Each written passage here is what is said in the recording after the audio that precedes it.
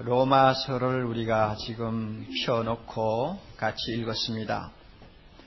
바울이 세 번째 전도 여행을 하는 중에 고린도라는 도시에 잠깐 머물게 되었는데 마침 그때가 겨울이었습니다. 그래서 그 겨울을 전도 여행 다니는 대신에 고린도에서 보내기로 작정을 했습니다. 고린도에서 보내면서 바울이 꼭 무엇인가 한 가지를 하기를 원했는데 그것이 뭐냐면 로마 교회에다가 편지를 쓰는 것이었습니다. 바울은 로마 교회에 퍽 가보고 싶었는데 이상하게 길이 자꾸 막혀서 가지를 못했습니다. 그래서 편지부터 먼저 써보내자 이렇게 생각을 하고는 젊은 더디오라고 하는 비서를 불러서 구술을 했습니다. 바울이 그때 나이가 거의 50대가 넘어갔기 때문에 요즘처럼 안경이 있는 시절이 아니지 않습니까?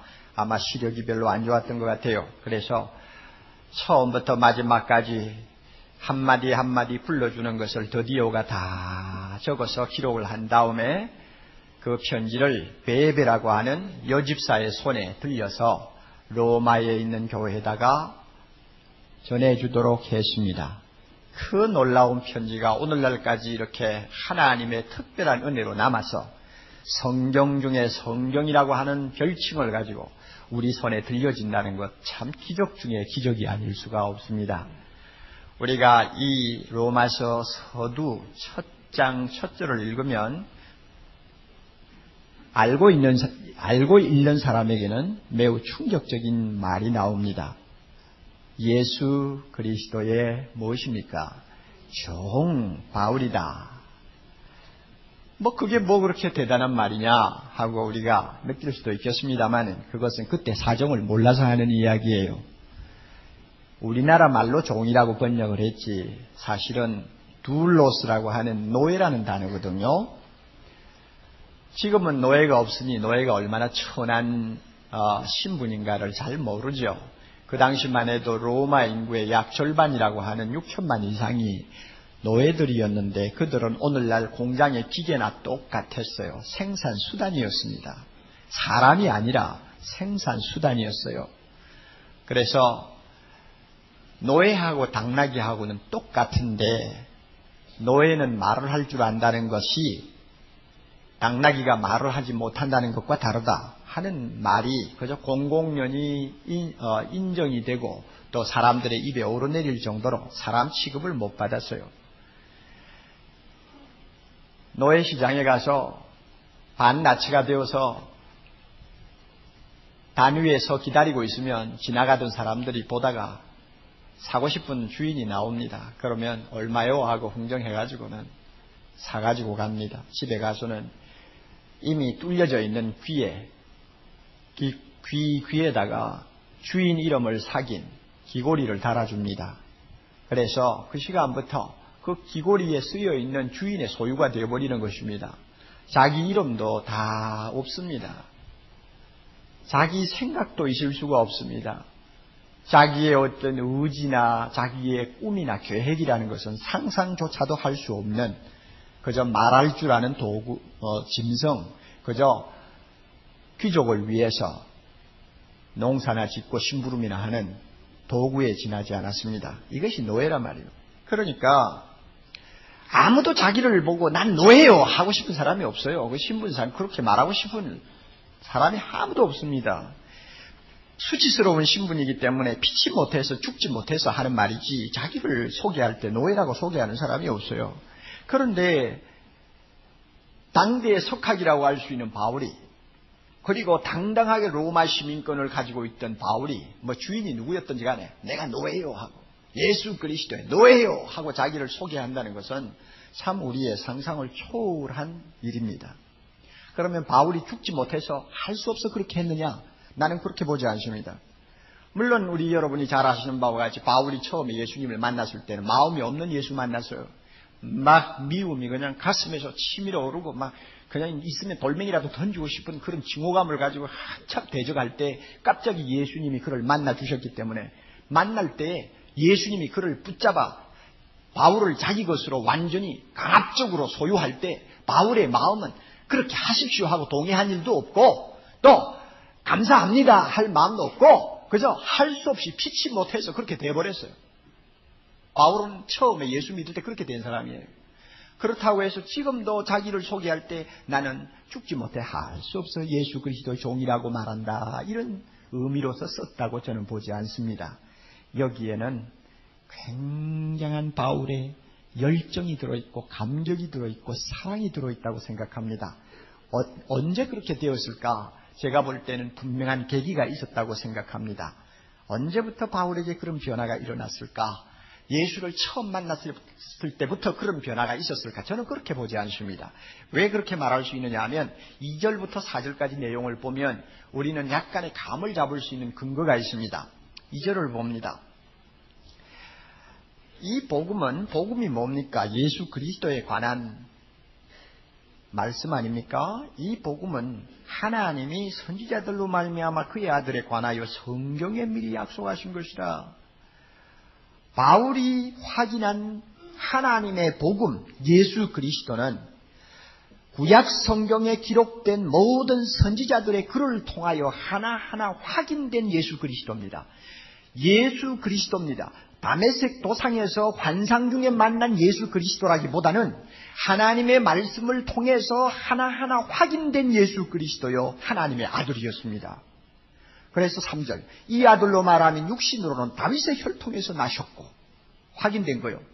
성결의 영으로는 죽은 가운데서 부활하여 능력으로 하나님의 아들로 인정되신 분, 곧 우리 주 예수 그리스도라고 그는 자신있게 여기에 소개합니다. 그렇다면 이 내용을 보고 우리가 말할 수 있는 것이 뭐냐? 바울이 정말 주님을 사랑해서, 주여 내가 처음에는 마음에도 없이 주님에게 끌려갔습니다만 이제는 내가 자진해서 나 자신을 주님께 종으로 드립니다 하는 어떤 계기가 생겼는데, 그 계기가 언제 생겼느냐? 구약 성경을 팔에 끼고 저 아라비아 사막으로 들어가서 3년 동안 은둔 생활하면서 하나님의 말씀을 가지고 철저하게 조사를 하고 연구하고 공부한 거예요. 내가 다메섹 도상에서 환상 중에 만난 그분이 과연 하나님이 성경의 선지자들을 통해서 약속하신 메시아냐? 과연 인류에게 복음이 되시는 구원자냐? 내가 좀 알아야 되겠다. 그분이 정말 나를 위해 죽었느냐? 그분이 정말 살아나신 분이냐? 그분이 정말 이사야가 말한 대로 이방의 빛이냐? 알고 싶었다 그 말이에요. 그래서 성경을 가지고 하나 그는 읽어가면서 공부를 했습니다. 제가 볼 때 창세기 12장 2절에 나오는 복의 근원이 바로 이 예수 그리스도라는 것을 그는 알게 되었을 것입니다. 이사야 11장 1절에 이 새 줄기에서 싹이 난다고 했는데 이 싹이 다른 사람이 아니라 바로 다윗의 왕통을 이어받아서 태어나실 하나님의 아들 예수 그리스도라는 것을 발견했을 것입니다. 이사야 7장 14절에 처녀가 아들을 낳는 사건이 나오는데 이 징조의 주인공이 누구냐?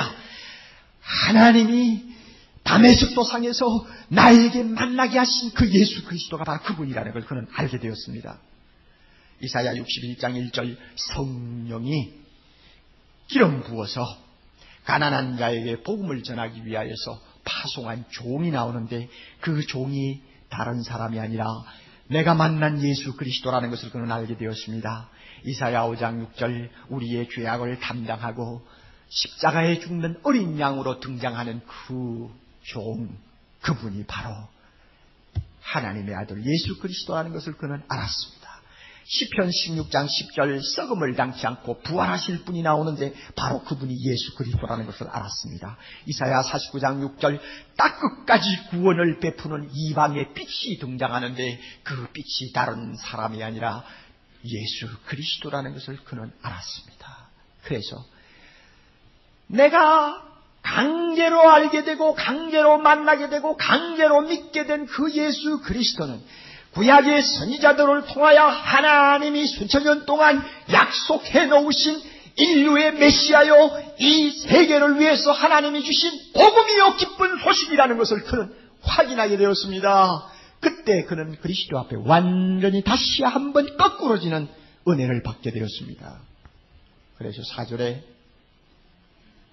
성결의 영으로는 죽은 가운데서 부활하였다. 이 말을 쓰면 조금 제가 해석을 해드립니다. 두 가지 방면으로 해석이 됩니다. 하나는 성결의 영으로는 하는 말은 예수 그리스도의 신성이, 즉 하나님이라는 것이 예수님의 부활을 통해서 인정이 되었다고 해석하는 것입니다. 왜 성결의 영을 그렇게 해석하느냐 하면 3절에 육신으로는 하는 말하고 대칭을 이루어서 그렇게 해석을 합니다. 여러분 아시나 봅니다. 예수님은 참 뭐예요? 하나님이시고 그 다음에 뭡니까? 참 사람이다. 믿습니까? 비디오실에 계시는 분 아멘 하세요. 그거 안 믿으면 여러분 예수를 헛믿고 있어요. 예수님은 참 하나님이요 참 사람입니다. 그것을 여기서 말씀하는 것이다. 그렇게 해석을 합니다. 그러나 저는 성결의 영으로는 하는 것을 예수님이 하나님이라는 신성을 가리킨다고 해석하는 것을 따르지 않습니다. 않고 저는 어떻게 어느 견해를 따르느냐 하면 성결의 영으로는 하는 말은 성령의 능력으로 예수님은 죽음을 이기고 부활하셨는데 그것을 통해서 하나님의 아들로 인정되었다 하는 것입니다. 그럼 인정된다는 말도 이상하지 않습니까? 부활하기 전에는 예수님은 하나님의 아들이 아니셨나요? 그 말이 아니에요. 하나님의 아들로 선포되었다, 확인되었다, 알려졌다 하는 뜻입니다. 여러분 이 본문 오해하지 않도록 하세요. 예수님은 부활하기 전에도 누굽니까? 하나님이십니다. 부활하고 나서 하나님이 된 거 아니에요. 부활하기 전에도 하나님이었는데 죽음을 이기고 성령의 권능으로 부활하신 다음에 비로소 그가 하나님이라는 것이 공공연히 온 세상에 선포되었다는 이야기입니다. 바울이 구약 성경을 놓고 이 사실을 하나하나 다 확인하면서 그 마음속에 뜨거운 감격이 솟구쳐 올랐습니다. 바울이 얼마나 울었을까? 내가 상상을 해보니까 성경을 앞에 놓고 특별히 이사야 53장 5절 같은 말씀, 그가 찔림은 우리의 허물을 인함이요 그가 상함은 우리의 죄악을 인함이라. 그가 징계를 받음으로 우리가 평화를 누리고 그가 채찍에 맞음으로 우리가 나음을 입었도다. 오 하나님, 나 같은 놈을 위하여 죽으신 주님, 얼마나 그가 성령을 부둥켜 안고 울었을까. 죄와 사망의 권세를 이기고 부활하신 그분이 바로 예수 그리스도 메시아라는 것을 알았을 때 그는 얼마나 가슴이 벅차서 소리를 질렀을까. 예수를 향하여 돌멩이질을 하고 침을 뱉는 자기를 불러서 이 예수 그리스도를 세상에 전하는 사도로 불러주신 예수 그리스도의 그 은혜 앞에 그가 얼마나 감격해서 흐느꼈을까. 제가 가만히 생각하니까 바울의 심정을 충분히 이해하고도 남겼어요. 그래서 그는 이제는 자진해서, 억지로가 아니고 자진해서 예수 그리스도의 종으로 그는 살기로 가슴 속에 100번 1000번 다짐한 사람이 되어버렸습니다. 그래서 예수 그리스도의 종 바울이라고 쓴 거예요. 자기는 없어지고 예수만 남았어요. 이제는 자기가 가는 길이 몹시 험악한 길이라는 걸 잘 알아요. 예수님이 그에게 다 보여주셨어요. 얼마나 매를 맞아야 되고 얼마나 감옥에 가야 되고 얼마나 모욕과 멸시를 당해야 되는지 주님이 다 보여주셨지만 주여 감사합니다, 가겠나이다 하고 그는 자기를 주님께 드렸어요. 그는 고린도전서 4장 9절에 나오는 바와 같이 천사와 사람들의 구경거리가 되어서 인생을 살았습니다. 어떻게 저렇게 처량하게 인생을 사느냐. 많은 사람들이 조롱하고 비웃었습니다만 그는 그 길을 가기를 원했습니다. 왜냐하면 그것이 예수 그리스도의 종으로서 사는 길인 줄 알았기 때문에. 그래서 마지막에는 예수께 받은 사명 곧 하나님의 은혜의 복음 증거하는 일을 마치려 하면은 내 생명을 조금 더 귀한 것으로 여기지 아니하노라 죽을 각오도 했습니다. 나의 사랑하는 주인, 나의 사랑하는 주인을 위해서라면 죽을 각오, 모욕당할 각오, 세상을 살면서 나 자신이라는 것은 깨끗이 포기할 수 있는 각오가 사도 바울에게 있었습니다. 그 열정 가지고 나는 예수 그리스도의 종이다 하고 로마서 1장 1절에 쓰고 있는 것입니다. 그러므로 우리가 이 말 한마디를 가볍게 보고 넘어가면 안 됩니다. 여러분이 이렇게 말씀을 들으면 흥미가 별로 없을지 모릅니다. 절 좀 똑똑히 보세요. 그건 바울에게나 해당하는 말이지 내하고 무슨 상관이냐.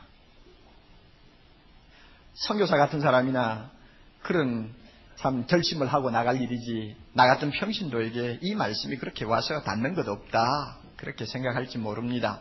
그러나 그 생각이 성령의 생각이 아니고 철저하게 인간의 생각이라는 것을 제가 오늘 지적을 해드립니다.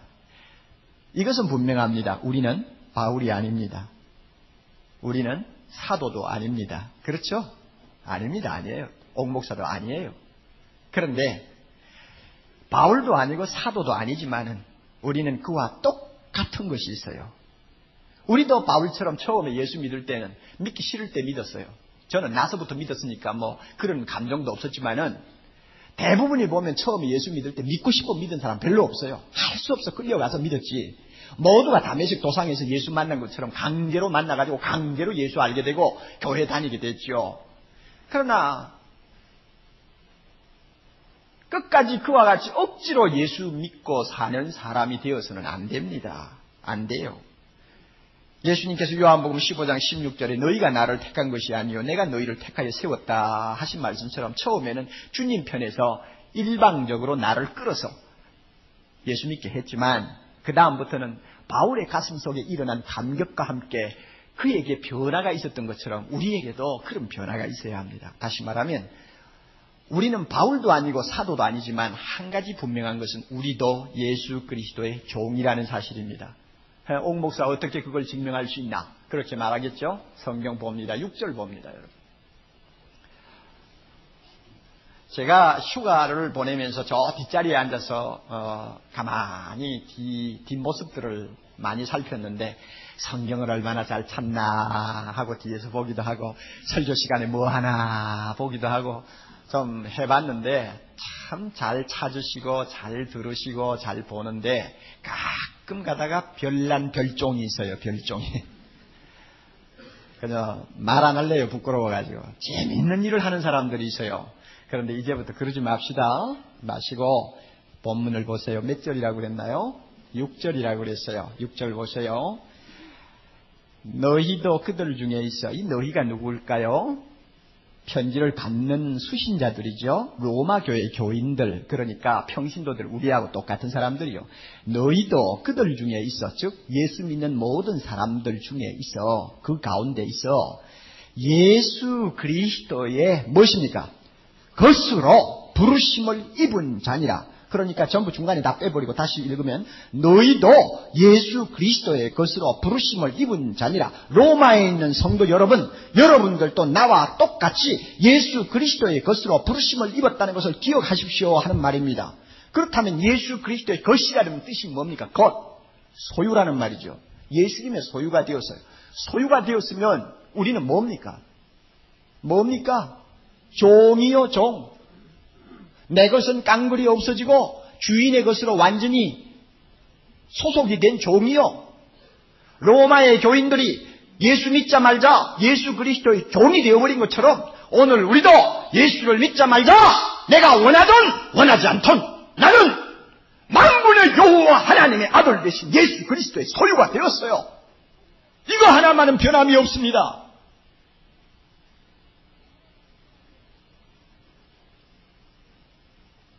여러분의 가슴 속에 이것을 부정하면 여러분의 신앙은 잘못하면 엉터리 신앙으로 판명될 가능성이 많아요. 성경을 똑똑히 보세요. 옥 목사가 과격해서 이런 이야기를 하는 것 아니에요. 적어도 우리가 예수 믿고 예수 그리스도의 종이 되었다는 것을 받아들인다면, 그리고 참 내가 그분의 종이 되었다는 것을 영광스럽게 생각하는 감격이 있다면 세 가지는 부정을 해야 돼요. 누구든지 나를 따라오려거든 자기를 부인하라고 그랬죠. 세 가지는 부정해야 돼요. 부정해야 돼요. 아니다 세 번 부정해야 돼요. 첫째는 나는 주인이 아니다. 이거 부정할 줄 알아야 돼요. 나는 주인이 아니다. 나 자신의 주인도 아니요, 내 생의 주인도 아니요. 주인이 아니다. 내가 가진 소유의 주인도 아니다. 주인 의식을 뽑아버려야 돼요. 그리고 두 번째는 내 것은 아무것도 없다. 내가 무엇을 가지고 있든지 이것은 전부 내 것이 아니다. 내 것은 아무것도 없다 하는 부정을 할 줄 알아야 합니다. 그리고 또 하나, 나는 마음대로 살 수 없다 할 수 있는 부정이 있어야 돼요. 내 마음대로 살면 안 된다 하는 말입니다. 왜? 종이니까 주인이 원하는 대로 살아야 될 것 아닙니까? 이 세 가지 부정이 가슴 속에서 할 수 없어서가 아니고 앵무새처럼 찌꺼리는 그냥 의미 없는 말로 아니고 중심에서 뜨겁게 내 가슴에서 그런 고백이 나와야 비로소 바울처럼 예수 그리스도의 종이라고 말할 수 있습니다. 다시 한번 말합니다. 세 가지 부정. 나는 뭐요? 주인이 아니다. 또 두 번째는 뭐요? 내 것은 아무것도 없다. 또 그 다음에 세 번째 뭐요? 내 마음대로 살면 안 된다. 내 마음대로 살면 안 돼요.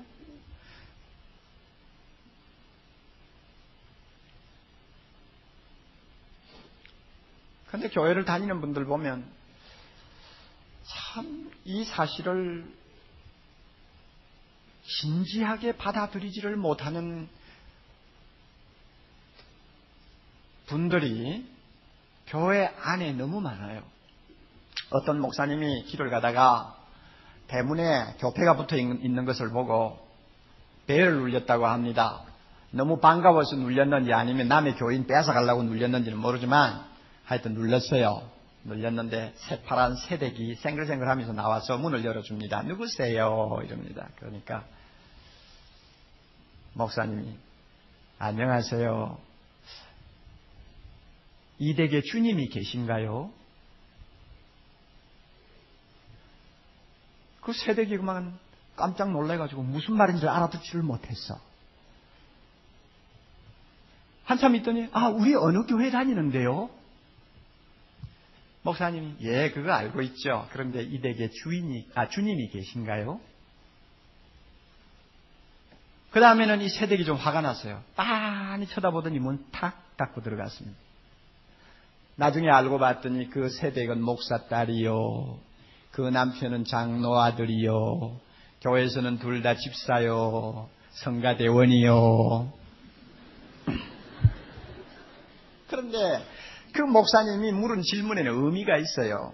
주님이 계십니까? 하는 말은 당신 가정의 주인이 누구요? 예수 그리스도를 믿는다고 하면서 교패를 붙여놨는데 당신 가정의 주인이 정말 예수 그리스도신가요? 하는 것을 묻는 것입니다. 그런데 무슨 말인지를 못 알아들은 거야. 차라리 예수 믿습니까? 했으면 간단했을 텐데 너무 고차원적으로 질문을 해버렸다고. 그러니까 못 알아들은 거예요. 만약에 우리 교회 교인들 가정에 어떤 이런 괴짜 같은 목사님이 찾아와서 배를 누르고 주님이 계신가요? 하면은 글쎄 대답을 제대로 하면서 반길 수 있는 사람이 제가 생각하기로는 한 99.9%는 될 거라고 생각합니다. 그래야지. 그렇게 안 하면 어떻게 합니까? 네? 여러분 분명히 아세요. 우리가 주님의 것이라는 말이 여기만 있는 거 아니에요. 고린도전서 6장 20절에도 보면 너희는 너희의 것이 아니라 값으로 산 것이 되었으니 너희는 너희의 것이 아니라 값으로 산 것이 되었으니 그런즉 너희 몸으로 하나님께 영광 돌리라. 다시 말하면 주인을 위해서 살아라. 내 마음대로 살면 안 된다 하는 뜻입니다. 또 있어요. 로마서 14장 8절 보면 우리가 살아도 누구를 위하여? 주를 위하여 살고 죽어도 누구를 위하여? 주를 위하여 죽나니 그러므로 사나 죽으나 우리가 누구의 것? 주님의 것입니다. 노예라도 이런 노예가 어디 있나요? 철저한 노예란 말이에요. 철저한 종이란 말이에요. 그러니까 우리가 바울처럼 종이냐 아니냐 하는 것을 너무 길게 이야기할 필요가 없어요. 우리는 기정사실로 받아들여야 되는데 한 가지 우리에게 없는 것이 있어요. 뭐냐 하면 억지로 종이 되어서는 안 되는데 주님이 그거 원치 않아요. 억지로 이거 마음대로 하세요. 이건 이제 볼장 다 본 몸 기분대로 하세요. 이게 아니에요. 주님 그런 거 원하지 않아요. 주님이 우리를 위하여 자기 생명을 기꺼이 던져주셨기 때문에 우리도 자기를 위해서 기꺼이 우리의 생과 우리의 생명을 바치는 종을 원한단 말이에요. 그렇게 하려면 가슴 속에서 뜨거움이 있어야 되잖아요. 주여, 나 같은 것이 주님의 종이 되다니 얼마나 영광스러운지요. 주님, 나의 삶 전부를 드리기를 원합니다. 나는 이제 주인이기를 원치 않습니다. 내 것이 하나도 없는 그야말로 모두가 주의 것이라고 고백하는 사람 되기를 원합니다. 좀 이렇게 하는 고백이 나와야 되는데 오늘 대부분의 성도들에게 이 고백이 약해요. 이 감격이 약해요. 오늘 이 시간 성령께서 이 자리에 임하신 주의 영이 우리의 돌같이 굳은 마음을 녹여주셔서 바울처럼 눈물을 흘리며 주님 앞에 엎드려 주여 나는 당신의 종입니다 하고 고백하는 감격 주시기를 바랍니다.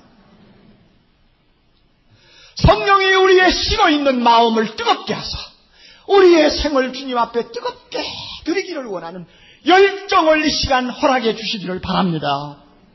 여러분, 예수 믿는 우리가 세상 사람과 다른 데가 있어야 되지 않습니까? 무엇이 다르나요?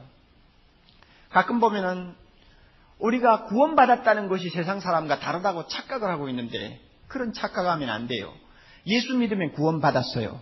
믿음으로 구원받았습니다. 그러나 구원받았다는 그것이 세상 사람들 눈에 차이점으로 보입니까? 하나도 보이잖아요. 세상에 나가서 한번 나란히 서보세요. 구원받은 사람인지 안 받은 사람인지 차이점이 어디 있어요? 없어요. 우리가 구원받았다고 하는 그것으로 세상 사람과 구별이 될 수가 없습니다. 무엇으로 구별되느냐? 삶의 스타일로 구별이 되는 것입니다. 살아가는 양식에 따라서 우리가 세상 사람과 얼마나 다른가 하는 것이 확연하게 드러나는 것입니다. 그러면 우리의 삶의 양식, 스타일은 뭡니까? 예수님의 종으로 사는 것입니다. 내가 주인인 것처럼 하고 사는 것이 아니라 그건 세상 사람이요. 나는 주인이 아니라는 의식에서 사는 삶은 분명히 차이가 나요. 모든 것이 내 것인 것처럼 하고 사는 사람 비해서 모든 것은 내 것이 아니다 하고 고백하는 삶은 분명히 달라요. 내 마음대로 살면 된다 하는 사람처럼 사는 것이 아니라 나는 내 마음대로 살지 못한다 하고 생각하고 사는 사람은 그 삶이 아무래도 다를 수밖에 없죠. 최근에 제가 잘 아는 목사님 중에 한국 목사님, 미국에 사시는 목사님이 북한을 방문했어요. 북한에 방문하니까 이제 요즘에는 그분이 워낙 유명한 분이라 아주 고관이 그와 함께 좀 같이 다니고 이야기를 했나 봐요. 저는 그분에게 직접 들으면서 여러 가지 생각을 많이 했는데 서로 이제 좀 말이 오고 가다가 보니까 조금 친근해져서 그저 단 농담도 할 수 있을 정도가 됐나 봐요. 그런데 그 북한의 고관이라는 사람이 목사님 보고 하는 이야기가 우리 주체 사상하고 남한에 있는 기독교하고 비교하니까 다른 거 없대요. 당신들 성부 성자 하나님 믿는다고 그러잖아요. 우리도 성부는 김일성이요, 성자는 김정일이요.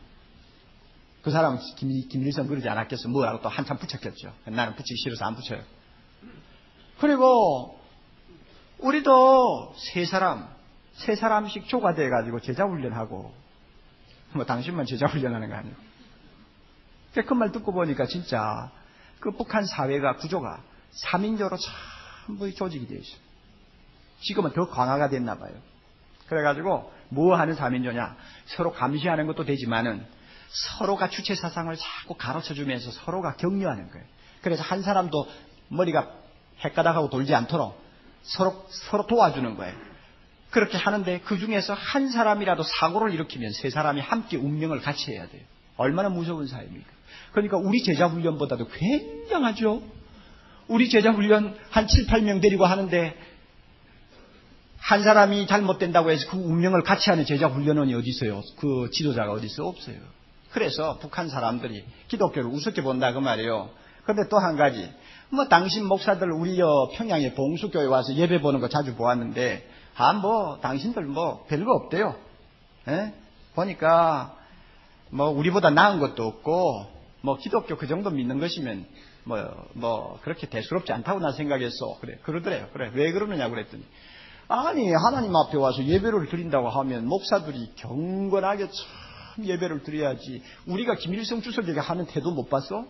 당신이 하나님 앞에 예배 드린다면 경건하게 드려야 되는데 보니까 목사들 카메라 가지고 와가지고 비디오 카메라 가지고 와가지고 기도 시간에도 그거 찍느라고 정신이 없고 돌아다니면서 막 그거 사진 담아가지고 자기 선전하려고 야단치는 거 보니 아이고 틀려먹었다. 별거 아니다. 나는 그렇게 생각해서다 그러더래요.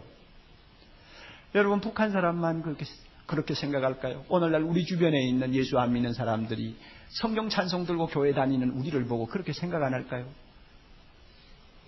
뭐가 다른 것이 있어야 세상을 변화시키지.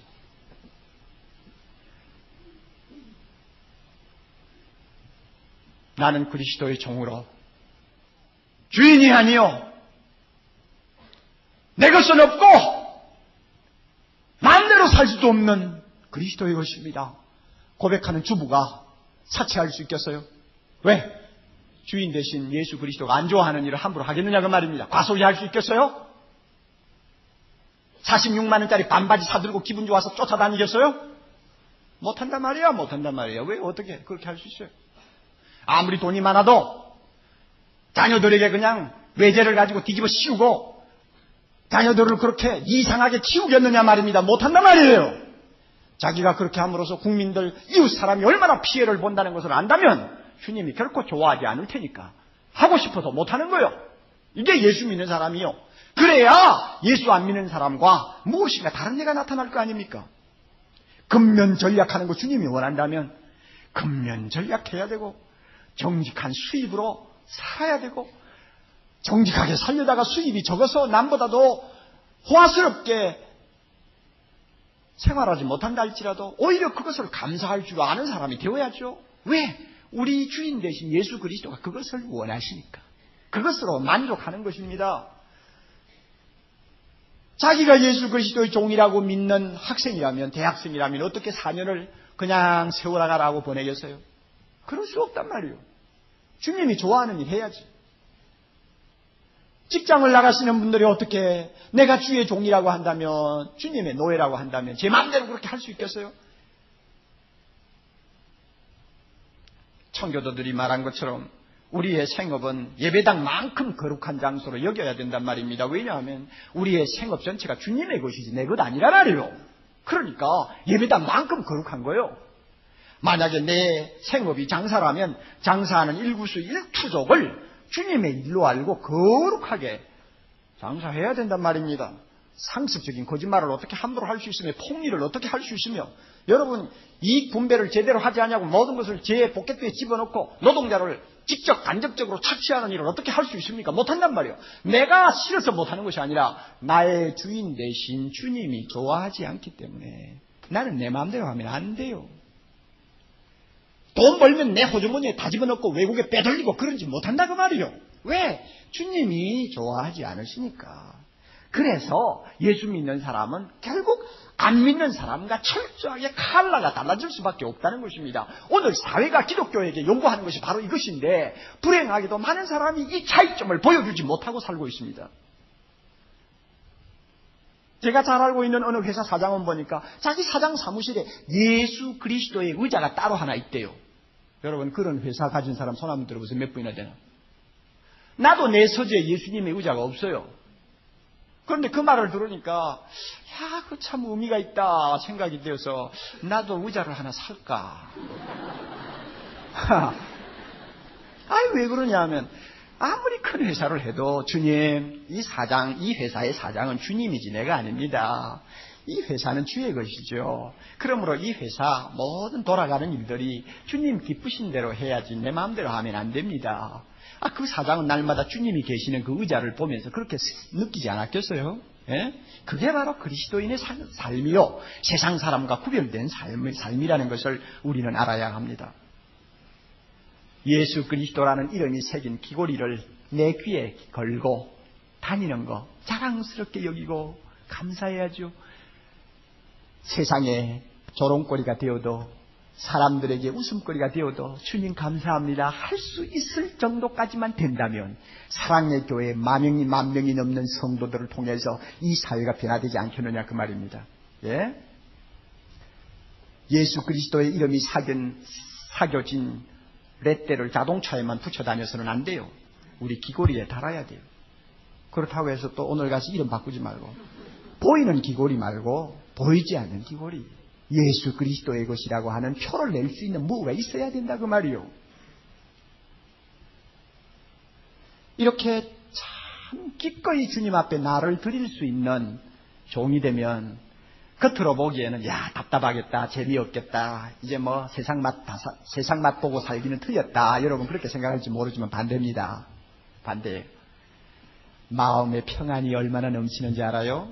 주인이 좋으니까. 아멘. 이거 모르줘야지. 내 것은 아무것도 없다 하니까 얼마나 가슴에 자유스러움이 있는지 몰라요. 그리고 주님 뜻대로 하시옵소서 하니까 그 사람을 통해서 하나님의 능력이 나타납니다. 지도자 잘못 만나가지고 비참해지는 동구권이나 소련이나 북한을 우리가 보면서 지도자의 중요성을 알지요. 주인 잘못 만나 망한 사람 참 많아요. 우리 자신을 주인으로 모시고 살면 결국은 망합니다. 결국은 허무주의에 빠지고 말아요. 그러므로 예수 그리스도 하나님의 아들 나를 위해 죽으시고 다시 살아나서 죄와 사망의 권세를 이기시고 전 인류에게 기쁜 소식 전해주신 나의 주 나의 하나님 예수 그리스도를 나의 주인으로 삼으면 자유함이 있어요. 평안함이 있어요. 능력이 있어요. 여러분 우리가 알다시피 우리 앞에는 참 엄청난 기회가 기다리고 있습니다. 동구권이 무너지고 소련이 또 한 번 무너지고 공산주의가 완전히 무덤 속으로 들어가는 꼴을 우리가 보면서 북한과 중공이 언제 열릴지 우리는 모르지만 참 꿈을 가지고 하나님께서 마지막으로 남겨놓으신 마지막 참 기막힌 값진 때가 오고 있다는 것을 우리는 피부로 또 영적으로 느끼고 있어요. 지난번 제가 소련 쿠데타가 일어났을 때 하도 답답해서 제가 무릎을 꿇고 하나님 앞에 기도했어요. 하나님, 소련에 있는 성도들이 이제 겨우 2년 가까이 자유스럽게 예배를 드리고 있다는데 이런 일이 또 일어나면 어떻게 합니까? 거기에 있는 교인들을 생각하옵소서. 주님, 중공은 어떻게 합니까? 북한에 있는 성도는 어떻게 합니까? 주여, 내 기도 들으시고 소련의 정변을 바꾸어 주옵소서. 내 기도 들으시고 내 기도 들으시고 꼭 좀 바꾸어 주세요. 이틀 동안 그렇게 기도했다고요? 그리고는 저녁에 텔레비를 안 보고 그냥 자니까 무슨 일이 일어났는지도 모르고 자고 아침에 일어나서 문을 열고 나가니까 집사람이 여보 실패했대. 그래서 조간이 나와요. 조간이 와서 있는데 마루에 던져진 조간 보니까 큼직하게 쿠데타 실패하고 적어놨단 말이에요. 내가 그만 심장마비 일으킬 뻔했어요.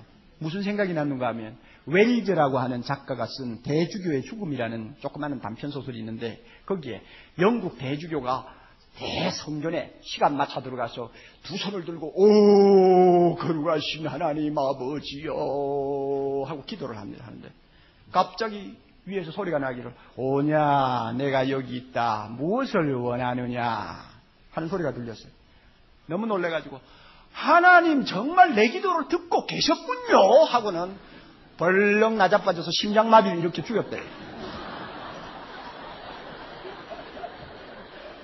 내가 그 꼴이 될 뻔했어. 왜냐하면 내가 무릎 꿇고 기도를 할 때 주여 내 기도 들으시고 소련의 정변을 바꾸어 주옵소서 했지만 내 기도 듣고 하나님 쿠데타 실패로 돌릴 줄은 몰랐거든요. 하나님이 그렇게 기가 막히게 들어주셨다고 내 공로가 커요. 그런데 제가 여러분에게 드리려고 하는 말씀은 마지막으로 하나님께서 무엇인가 강력한 계획을 갖고 계시는 것 같아요. 그러면 주님이 원하시는 것이 뭘까? 구름대와 같이 많은 사람이 모이는 교회를 원할까? 아니면은 귀에 예수 그리스도라는 이름이 새긴 귀걸이를 달고 주여 내가 주인이 아니라 주님이 주인입니다. 내 것이 아니라 주님의 것입니다. 내 마음대로 사는 것이 아니라 주님 마음대로 살기를 원합니다 하는 진실한 자기 종들을 원하실까?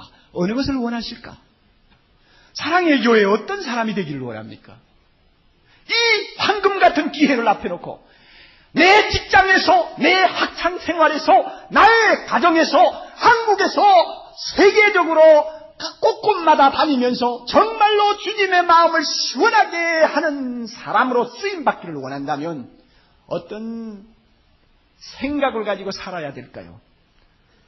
바울처럼 나는 그리스도의 종이다 하는 생각 가지고 살아야 된다 그 말입니다. 이 시간 주의 영이 우리에게 이와 같은 은혜 주시기를 바랍니다. 저와 여러분에게 뜨거운 마음 좀 주시기를 바랍니다. 그래서 바울처럼 좀 그렇게 되었으면 좋겠어요. 성경을 덮기 전에 한 가지 할 일이 있어요. 1절을 좀 보세요. 예수 그리스도의 종 바울은 하고 나오는데 이제 우리가 설교를 들으면서 바울만 종이냐? 나도 예수 그리스도의 종이다 하는 걸 알았죠. 그렇다면 바울 옆에 뭘 써야 되겠어? 네?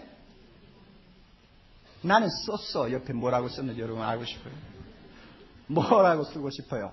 저 비디오실에 계시는 분들 다 똑같이 성경 보세요. 그 바울 옆에 뭐라고 쓰면 좋겠어요? 자기 이름 써야지요. 이미자 쓰면 써야지. 김철호 써야지. 쓰라고요. 왜 웃어요? 쓰세요. 써야 돼요. 왜 바울만 그리스도의 종입니까? 나도 종이지.